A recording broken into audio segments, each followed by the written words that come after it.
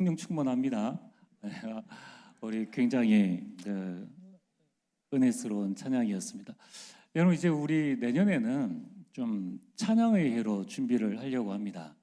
그래서 원래 이제 24일은 성탄 이브인데요.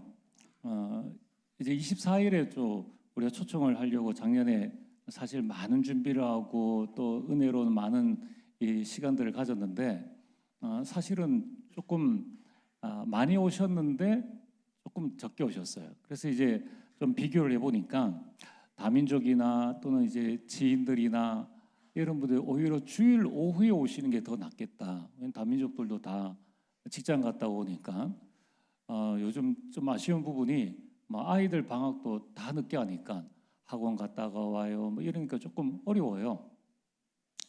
그래서 이제 원래 어떻게 하는가 하면은 성탄절이 있는 그 주간 주일 오후를 생명 초청 이제 페스티벌로 앞으로 매년 준비를 해 나갑니다.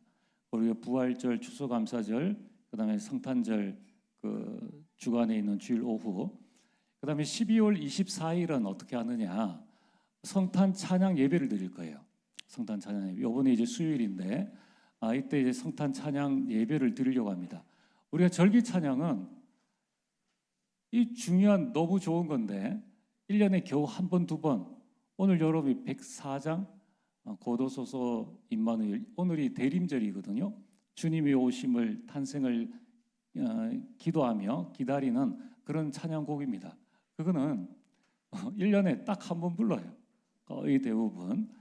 그래서 우리가 24일에 우리가 찬양 페스티벌을 하자. 찬양 페스티벌, 찬양 예배를 드리자는 거예요. 그때에 하나님께 찬양하고 싶으면 너는 신청하세요. 우리가 생명 초청은 조금 짜임새를 가지고 또 우리 교회의 영적인 분위기를 하자면은 24일은 우리가 마음껏 이 흑암세량하여서 우리의 찬양, 가족 찬양도 좋고 뭐 21일에 했던 거 또 해도 됩니다. 뭐 수백 번 하면 뭐 어떻습니까? 태영아부도 준비해서 태영아부도 아이들 데리고 아예 어릴 때부터 나와서 찬양하고 하나님께 영도 올리는 그런 시간들을 가지시고 가정 가문 다 여러분들 나오시고 우리 센터 레몬트들 초청해서 24일에 마음껏 찬양하고 그 끝나고 나서 1층 가서 우리 간식 나누고 함께 즐거워하는 이 세상 축제보다 더 즐거운 문화 축제로 자꾸 이렇게 만들어가면서 그리고 25일에 하나님께 영광 돌리는 또 성탄 감사 예배를 드리려고 합니다. 저도 이제 결단하고 악기를 이제 배우려고 합니다. 한 7년 둔 악기 좀 꺼내가지고 준비해서 한 2년 준비해서 이제 여러분들 앞에 짜잔하고 이제 나타나는데 하모니카는 조금 그렇고 조금 더 그 위에 있는 걸로 하려고 합니다. 여러분들 뭐든지 지금부터 딱 준비하세요. 준비해서 하시고 내년에 우리 교회 설립 46주년입니다. 그때에 이제 강사도 이제 말씀 전하실 분도 미리 말씀을 드려놨습니다. 가슴 떨린다 하시더라고요. 아마 여러분들 보면 깜짝 놀라셨습니다. 그 앞에 제가 아는 또 분 섭외해서 이제 밋밋하게 끝나는 게 아니라 좀 찬양으로 하나님께 영광 돌릴 수 있는 그 준비도 하고 또 합창단도 우리가 초청을 해서 찬양 예배 우리가 같이 좀 드리고 그 다음에 하반기에는 우리 전 성도 우리 찬양 대회 페스티벌 각 전도회별로 부서별로 이렇게 준비해서 내년에는 마음껏 하나님께 영광 돌리는 그런 시간들을 가지려고 합니다.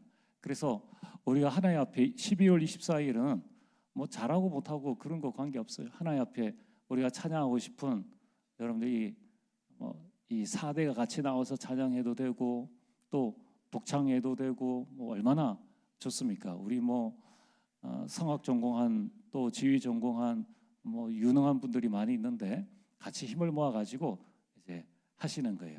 그렇게 해서 우리 복음 문화 또 찬양 문화 여러분 우리가 딱 준비를 하고 24일에는 또 해외에 있는 우리 레몬트들 오늘 받지 않습니까?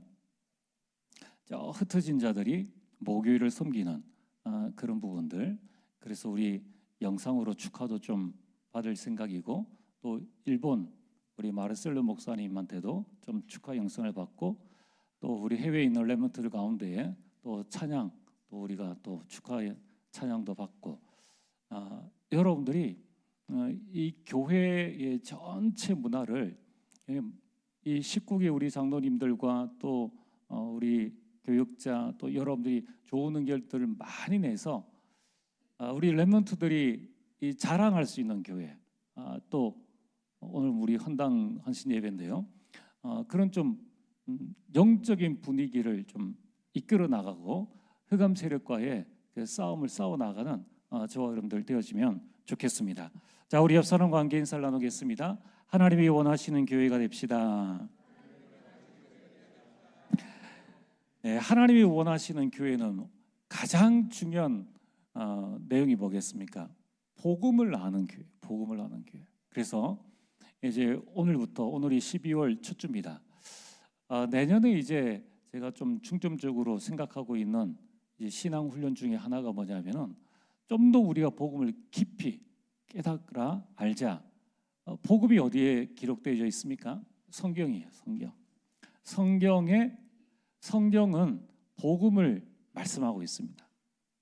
복음에 대한 다양한 부분을 시대마다 개인마다 말씀하고 있는 거예요. 그래서 내년에는 성경 읽기를 좀 중점적으로 또 같이 해 나가려고 합니다. 그래서 이제 오늘부터는 성경 66권 속에 각 권 속에 이제 매주마다 한 권씩, 오늘은 창세기, 다음 주는 레위기, 또 헌신 예배 있을 때는 좀 우리가 할 수 없지만은 이렇게 해서 한 권씩 하면서 그 안에 나타나 있는 복음이 무엇인가 하는 것을 보고, 여러분이 성경을 계속 읽으면서 성경 보는 눈이 여러분 열려져야 됩니다. 그래야지만 이 이단 사이비가 와서, 신천지가 와서 뭐라 이야기를 해도 그 사람의 말을 근거로 하는 것이 아니라 말씀을 근거로 해서 여러분들이 무장할 수 있도록 준비를 하려고 합니다. 자, 그러면은 오늘 창세기에 나타난 그리스도,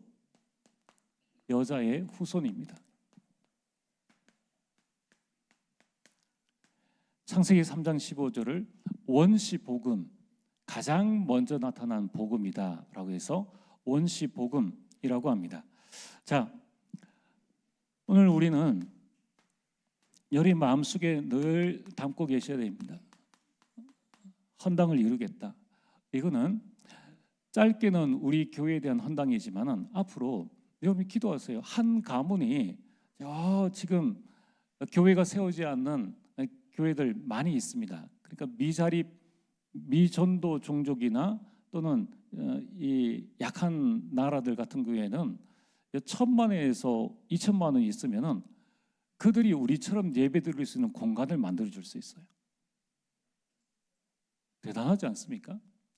그들이 예배드릴 수 있는 공간을 만들어 줄 수 있다는 거예요. 자, 그러면은 이제 여러분들이 이 헌당을 마음에 딱 담고 기도를 하시는 겁니다. 우리 가문의 헌당을 두고 기도하시고, 또 우리 교회의 헌당을 두고 기도를 하셔야 되겠죠. 저는 오전 말씀을 이렇게 준비하면서 무슨 생각을 했는가 하면은 이 헌당에 대한 개념이 바뀌었습니다. 그게 뭐냐면은 흩어진 자들이 하나님이 원하시는 일을 하니까 교회의 역할을 감당할 수 있는 빛의 경제를 주셨다는 거예요. 그래서 헌당은 건물로 가지고 헌당하는 것이 아니라 헌당의 내용을 가지고 있어야 된다. 이게 바로 하나님이 원하시는 교회의 내용을 가지고 있어야 되는 거예요. 자, 그 내용의 가장 중요한 것이 복음입니다. 자, 복음과 함께 우리는 어떤 교회로 헌당을 해야 될 것인가? 어떤 교회로 헌당을 해야 되겠습니까? 우리가 지금 말하는 헌당이라는 것은 지금 우리 교회가 이렇게 대출을 내 가지고 했는 부분을 다 갚자라는 외형적인 건물적 헌당인데, 그것 외에 그것보다 더 중요한 것은 우리가 내용적인 이 온전한 교회에 대한 내용을 가지고 하나님 앞에 이런 교회가 되게 앞서서라고 기도할 때에 이게 하나님과 소통되어지면은 하나님께서 우리에게 필요한 경제를 주신다는 겁니다. 자, 그러면은 우리 교회를 앞으로 어떤 교회로 헌당해야 될 것인가? 어떤 교회로 헌당해야 됩니까? 첫 번째, 하나님께서 가장 먼저는 우리 교회를 대구에 세우셨습니다. 그래서 삼천제자 300지교회가 있는 교회로 헌당해야 되는 거죠. 건물만 헌당을 했다, 내용은 없고, 그러면은 유럽 교회가 되어집니다.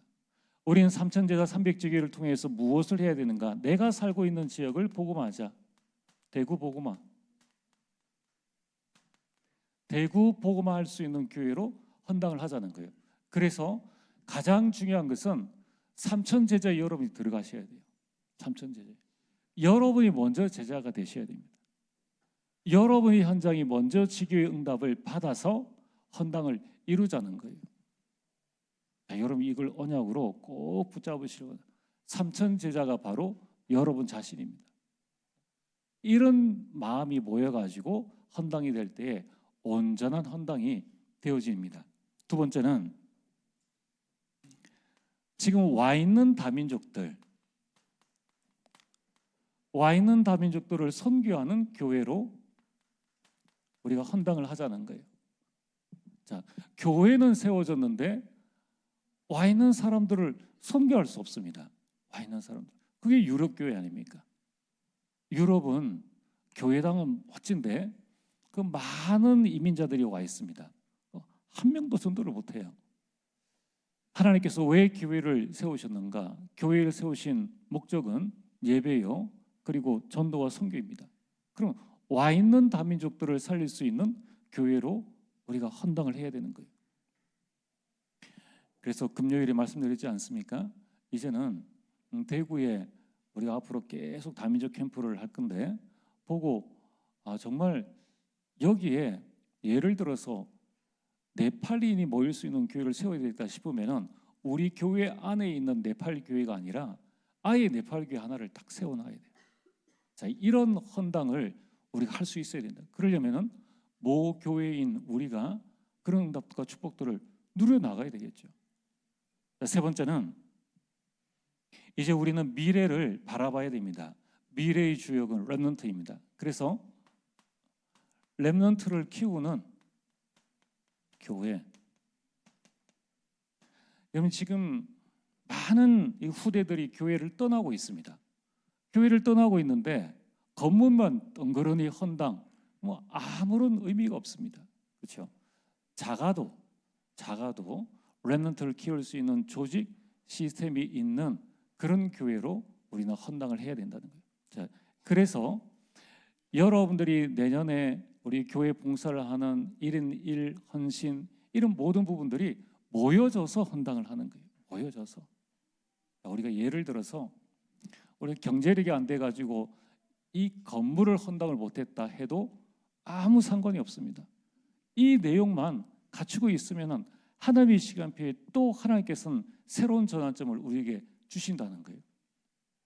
그러나 아무리 우리가 이 건물을 헌당을 한다 해도 내용이 없으면은 나중에는 하나님께 쓰임 받는 그런 교회가 못 되어집니다. 자, 이제 여러분 한 사람 한 사람이 나는 우리 교회를 어떻게 헌당해야 될 것인가? 여기에 제일 중요한 것은 경제 이전에 내가 먼저 제자가 되어지는 겁니다. 여러분들이 말씀의 제자, 기도의 제자, 전도의 제자, 여러분들이 현장을 다락방으로부터 시작해서 지교회까지 응답을 누리는 그 현장으로 만들어 나가고 여러분 주변 반경 1km 안에 와 있는 다민족들을 살릴 수 있는 준비, 그러면서 렘넌트를 키울 수 있는 교회로 우리가 준비를 해 나가야 되는 것이죠.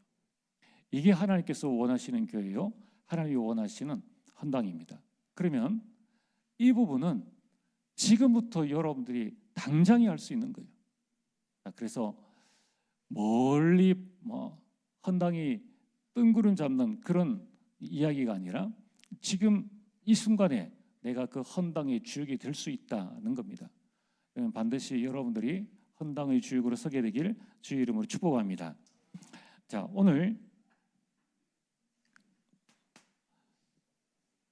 창세기 3장 15절은 창세기에 나타난 그리스도입니다. 창세기 나타난 그리스도가 어떤 모습으로 나타나는가? 구약에는 그리스도에 대한 예표죠.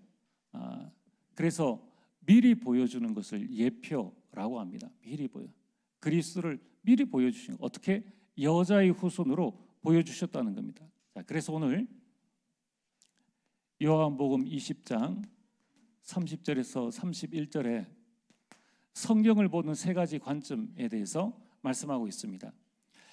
30절에 예수께서 제자들 앞에서 이 책에 기록되지 아니한 다른 표적도 많이 행하셨으나 오직 이것을 기록함은 너희로 예수께서 하나님의 아들 그리스도이심을 믿게 하려 함이요.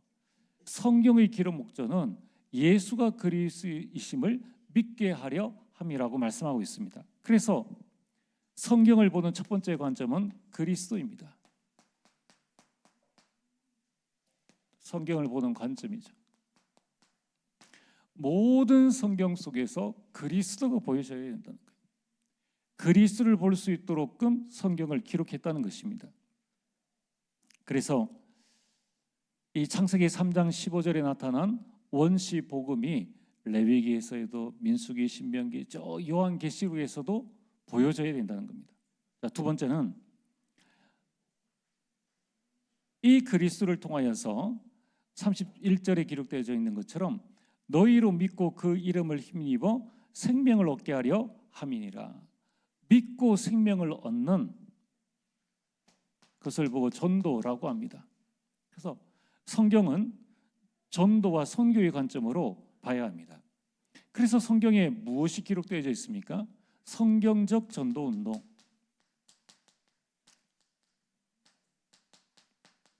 여러분, 전도와 전도 운동은 다릅니다. 성경적 전도 운동은 누구나 다 할 수 있는 거예요. 여러분, 우리가 전도가 어렵다 하는 이유가 뭐냐면은 어떤 사람이 우리나라에 그런 게 많죠. 전도가 되어진다고 해서 그 몇백 명 전도한 사람 불러왔는데 뭐 라이터 전도다 또는 뭐 고구마 전도다 이런 전도의 유형들을 말씀을 하시는데 그게 나랑 안 맞는 경우가 많이 있습니다. 그러니까 전도가 어렵다고 하는 거예요. 성경에서는 무슨 전도를 말씀하시느냐? 성경적 전도 운동을 말씀하십니다. 이 성경적 전도 운동은 누구나 다 할 수 있는 거예요. 베드로도 했습니다. 어부도 했다니까요. 바울도 했습니다. 저 모세도 했습니다. 이게 성경적 전도라는 것입니다. 세 번째는 예수님께서 12제자를 부르셨습니다. 그 12제자에게 이 전도 운동을 맡기셨습니다. 그래서 성경은 제자의 관점으로 봐야 된다는 거예요. 하나님께서 여러분들을 마태복음 4장 19절에 나를 따라오너라 내가 너희로 사람을 낚는 어부가 되게 하리라. 그러면은 어떻게 내가 제자의 응답을 받고 또 우리 자녀들, 우리 후대들, 새 가족들을 어떻게 제자로 세우느냐, 그리스도인으로 어떻게 세울 수 있느냐, 이 관점으로 봐야 하는 겁니다. 나머지는 다 이 부분들을 설명하기 위한 내용들입니다.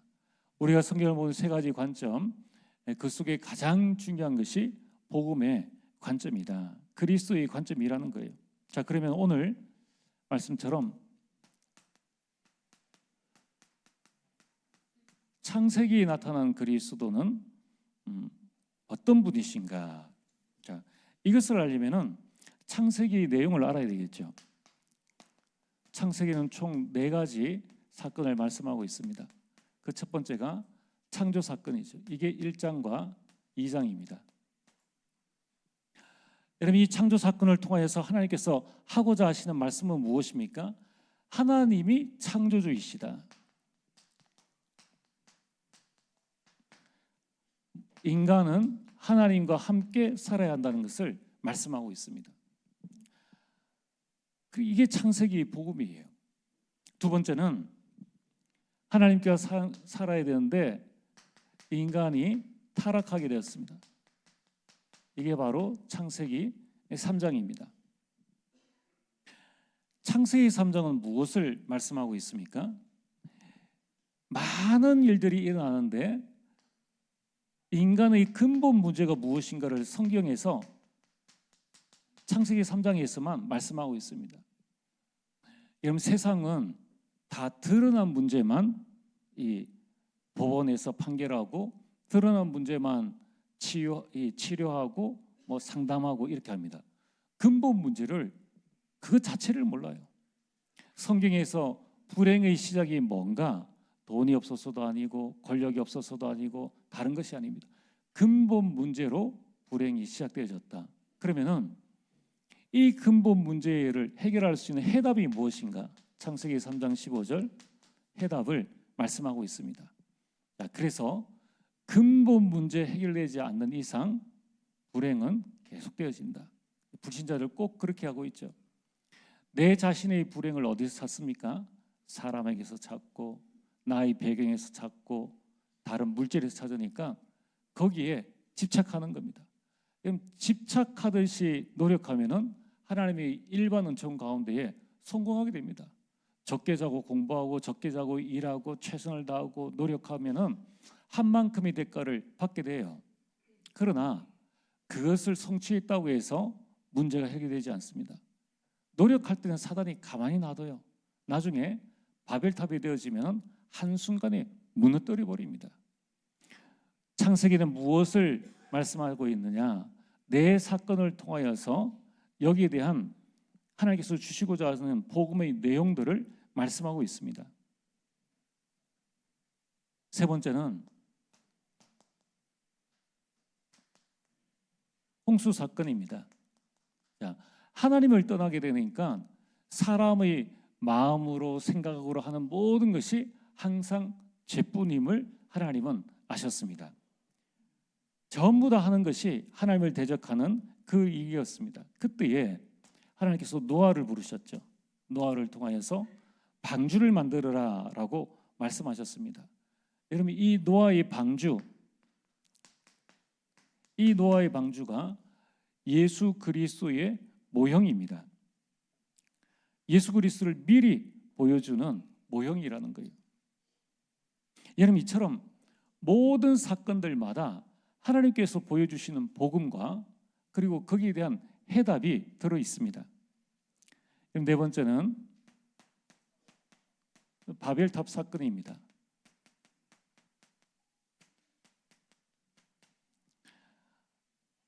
이 바벨탑 사건이 9장에서 11장까지. 그래서 이 사람들이 자기 이름을 내려고 했죠. 이게 인간의 교만의 상징입니다. 바벨탑이라는 것은 교만의 상징이에요. 하나님 없이 성공하려는 헛된 노력을 말하고 있습니다. 이때 하나님께서는 무엇을 말씀하시니까? 인간의 노력으로는 사탄의 함정 틀에서 올무에서 벗어날 수 없다는 것을 말씀합니다. 성공 가지고는 행복을 얻을 수 없다는 것을 말씀하시는 거예요. 바벨탑 사건을 통해서 우리에게 주시는 이 말씀은 무엇입니까? 왜 인간에게 구원이 필요한가? 이 구원의 필요성을 이제 말씀하고 있습니다. 자, 그러면은 오늘 세 번째로 이 창세기의 네 가지 사건, 이 네 가지 사건은 무엇을 말씀하는가? 인간의 근본을 말씀하는 거예요. 인간은 하나님과 함께 살아야 된다. 하나님을 떠나서는 답이 없다. 결국은 세상에 여러 가지 많은 일들이 일어난다 할지라도 방주의 문이 하나이듯이 구원의 길은 예수 그리스도 하나밖에 없다는 것입니다. 성공이 우리 인생을 보장하는 것이 아니라 구원받아야 됨을 이 네 사건을 통해서 하나님은 우리에게 말씀하고 있습니다. 그러면서 이 창세기에는 네 사건과 네 인물이 나오게 됩니다. 이 네 인물은 예수 그리스도를 예표하는 그런 예수 그리스도가 어떤 분이다라는 것을 미리 보여주는 대표적인 중요한 인물이 되어집니다. 그래서 여러분들이 성경을 볼 때에 창세기는 네 사건과 네 인물 중심으로 쭉 보시면 됩니다. 그럼 첫 번째가 누구입니까? 우리가 잘 아는 아브라함입니다. 여러분, 이 네 인물은 그리스도를 미리 보여주는 중요한 인물이라고 말씀을 드렸습니다. 그래서 아브라함이 창세기 12장부터 24장까지 나오는데 아브라함을 통해서 보여주시는 그리스도의 모습은 무엇입니까? 아브라함의 별명이 뭡니까? 믿음의 조상이에요. 그래서 아브라함을 통하여서 로마서 4장 3절에서 5절에 오직 의인은 믿음으로 의롭다함을 얻느니라. 믿음으로 의롭다함을 받는다는 거예요. 어떻게 구원받느냐? 믿음으로 구원받을 수 있음을 미리 아브라함을 통하여서 보여주십니다. 아브라함이 실수가 많죠. 아브라함이 실수가 많습니다. 아브라함의 흠도 많습니다. 그러나 하나님은 아브라함의 그 믿음을 의로 여기셨다는 거예요. 두 번째는 이삭입니다. 이삭을 통해서 어떻게 그리스도를 미리 보여주고 계십니까? 우리가 잘 아시죠? 창세기 22장 13절에 하나님께서 아브라함에게 외아들 이삭을 바치라고 말씀하셨습니다. 그때에 아브라함이 이삭을 바치려고 하는 그 순간에 하나님께서는 순양을 준비해 두셨습니다. 미리 하나님께서 준비해 두셨죠. 그래서 이 순양은 나 대신 죽으신 예수 그리스도를 예표하고 있는 겁니다. 이삭이 죽어야 되는데 이삭 대신 순양이 죽었다는 거예요. 대속제물로 오신 예수 그리스도를 말씀하고 있는 겁니다. 그래서 이런 모든 일 속에, 모든 것 속에 하나님은 계속적으로 복음을 깨닫게 해주시는 거예요. 오늘 여러분의 모든 삶 가운데 하나님은 복음 깨닫기를 원하십니다. 정말 우리가 이 복음을 깨달아 버리면 그때부터 하나님께서 우리의 삶을 인도하시죠. 세 번째는 야곱에게 나타난 그리스도. 야곱을 통해서는 어떻게 예수 그리스도를 미리 나타내 보여주셨는가? 이게 창세기 28장입니다. 10절에서 22절에 이제 형 에서를 피해서 외삼촌 라반의 집으로 가는 중에 저 길에서 잠을 자게 되었습니다. 그게 베델이죠. 꿈에 사닥다리가 보입니다. 그러면 그 사닥다리가 뭡니까? 바로 중보자 예수를 말씀하시는 겁니다. 우리 야곱을 통하여서 하나님께서는 어떻게 예수 그리스도를 보내주시나? 예수 그리스도가 우리의 중보자이시다. 예수 그리스도가 우리의 대속물이시다. 네 번째는 우리가 잘 아는 요셉입니다. 요셉을 통해서 하나님께서 미리 보여주시는 예수 그리스도는 바로 어떤 분입니까? 여러분, 요셉을 통해서 하나님은 애굽 복음화를 이루어 나가셨죠. 그리고 이 하나님의 절대 세계 복음화의 절대 방법, 절대 여정, 절대 이정표를 보여주셨습니다. 그게 뭐냐면은 구원자 예수를 보내주셨습니다. 예수 그리스도는 구원자이시다. 개인, 가정, 가문, 시대의 구원자이심을 보여주시는 겁니다. 이처럼 하나님은 내 사건을 통해서 복음이 무엇이며 왜 복음이 필요한가에 대해서 말씀하시고 내 인물을 선택하셔서 한 가문을 통하여서 계속적인 복음을 가문에 전달해 주고 계십니다. 그렇다면 오늘 여러분 가문은 어떻게 이 복음을 붙잡았고 어떻게 자녀들에게 복음을 지금 전달하고 있습니까? 그것이 아브라함에게는 믿음을 통해서 예수 그리스도를 미리 보여주시고 이삭을 통해서는 대속물 되시는 예수 그리스도를, 야곱을 통해서는 중보자, 요셉을 통해서는 구원자 예수 그리스도를 사건마다 일마다 계속 깨닫게 해주신 거예요. 자, 그러면은 구원받은 하나님의 여러 자녀인 여러분들에게 일어나는 모든 문제, 사건, 일, 사건 속에 무엇을 발견해야 됩니까? 예수 그리스도를 발견해야 된다는 거예요. 그 안에 나에게 주시는 복음이 무엇인가를 발견해야 된다는 거예요. 자녀에게 문제가 일어났습니다. 야, 그 네가 잘못해서 그래. 아니면 세상이 그래서 그래. 시간 지나면 잊혀질 거야. 다 상처되어집니다. 무엇을 깨닫게 하기를 원하십니까? 복음을 깨닫게 하기를 원하시는 거예요. 남들은 다 낳는 아이인데 한나에게는 아이가 없었습니다. 그때 하나님께서 나실인이 필요하다는 것을 깨닫게 해주셨습니다. 환난과 고통을 통해서 하나님께서는 우리에게 복음을 깨닫기를 원하신다는 거예요. 이것이 창세기에서 말씀하고 계시는 복음입니다.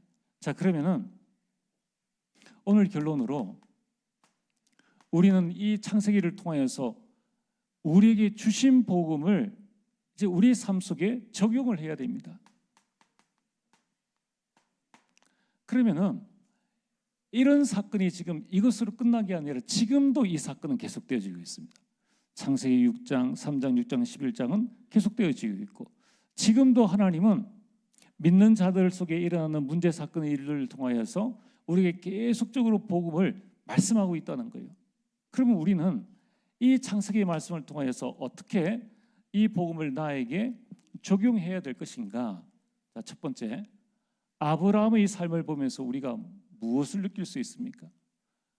75세에 부르실 때에 믿음의 조상으로 너를 통하여서 천하 만민이 복을 얻을 것이며 너는 복이 될 것이라고 했는데도 아브라함은 옛 체질을 벗어버리지 못하고 계속 실수하고 어려움을 겪게 됩니다. 나중에 그가 깨달았을 때에 이제 그때에 하나님의 축복이 임하게 됩니다. 아브라함을 통해서 우리에게 주시는 복음의 적용은 뭡니까? 하나님의 언약을 붙잡아라. 이 언약을 각인하고 뿌리 내리고 체질 만들어라. 두 번째, 여러분 이삭을 통해서 주시는 이 복음 적용은 무엇입니까? 이삭은요 가장 편안하게 하나님의 자녀의 힘과 권세를 누린 대표적인 인물이 이삭입니다. 그래서 주신 복음을 누려라. 하나님께서 우리에게 주시는 그 신분, 권세를 누리라는 거예요. 세 번째, 야곱입니다. 야곱을 통해서 우리는 복음을 어떻게 적용시켜야 되는가? 야곱 그러면은 인본주의의 대가 아닙니까? 인본주의 대가입니다. 이제 그 인본주의를 버리고 하나님이 주시는 응답을 받으라는 거예요. 하나님이 주시는 그 응답을 받으라는 것입니다. 네 번째는 요셉입니다. 요셉은 많은 어려움들이 있었습니다. 그러나 그 모든 것이 나중에는 증거가 되어지고 요셉은 증인으로 서게 됩니다. 증인으로 서라는 거예요. 요셉처럼 문제도 갈등도 위기도 노예로 가도 노예가 우리 인생의 끝이 아니라는 거예요. 여러분 감옥에 가도 그게 우리 인생의 끝이 아니라는 것입니다. 좀 억울한 일을 당하면은 당해도 된다는 거예요. 그걸 가지고 변명하고 그렇게 할 필요 없다는 거예요. 왜? 하나님이 나를 증인으로 세우실 것이기 때문에.